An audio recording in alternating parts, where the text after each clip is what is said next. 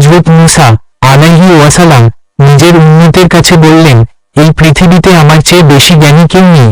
আল্লাহ তাআলা তাকে সংশোধন করলেন এবং বললেন, তুমি একজন বান্দার সঙ্গে সাক্ষাৎ করবে যাকে আমি রহস্যময় জ্ঞান দিয়েছি। তিনি হলেন হযরত খিজির আলাইহি ওয়াসাল্লাম। হযরত মূসা আলাইহি ওয়াসাল্লাম তার সঙ্গী যুবককে নিয়ে সফর শুরু করলেন। একটি বিশেষ মাছ ছিল তাদের সঙ্গে। যেখানেই মাছটি পানিতে হারিয়ে যাবে সেখানেই খিজির আলাইহি ওয়াসাল্লাম কে পাওয়া যাবে। মাছটি এক জায়গায় পানিতে লাফিয়ে পড়ে হারিয়ে যায়। তখন তারা বুঝলেন এটাই সেই স্থান।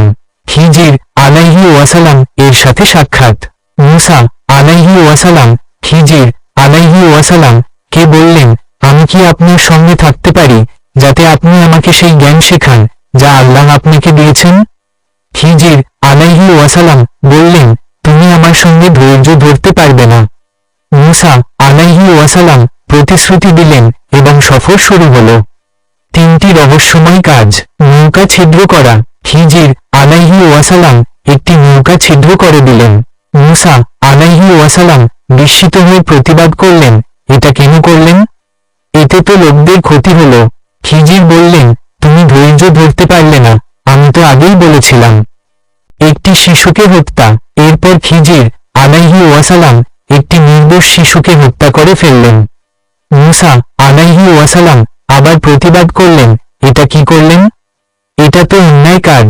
একটি দেয়াল ঠিক করে দেওয়া। তারা একটি গ্রামে গিয়ে মানুষের থেকে কোন মেহমানদারি পেলেন না, অথচ খিজির আলাইহি ওয়াসাল্লাম একটি ভেঙে পড়া দেয়াল ঠিক করে দিলেন। মূসা আলাইহি ওয়াসাল্লাম বললেন, আপনি চাইলে এর জন্য মজুরি নিতে পারতেন। রহস্য উদ্ঘাটন। শেষে খিজির আলাইহি ওয়াসাল্লাম বললেন, এখন আমি ব্যাখ্যা করছি কেন আমি এসব কাজ করেছি।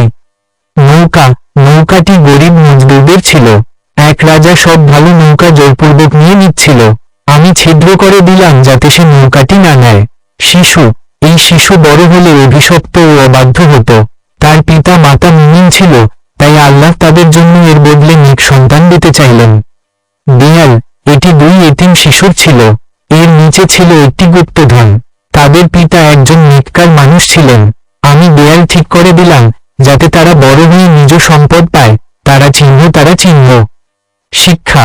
আমাদের দেখা অনেক ঘটনা বা বিপদের পেছনে আল্লাহর রহস্যময় হিকমত, দূরদর্শিতা থাকে। ধৈর্য, নম্রতা ও আল্লাহর উপর আস্থা রাখা দরকার। সব জ্ঞান এক ব্যক্তির কাছে নেই, একজন নবীও কারো কাছ থেকে শিখতে পারেন। এই ঘটনা আমাদের শেখায় অদৃশ্যের পেছনে মহান আল্লাহর পরিকল্পনা থাকে।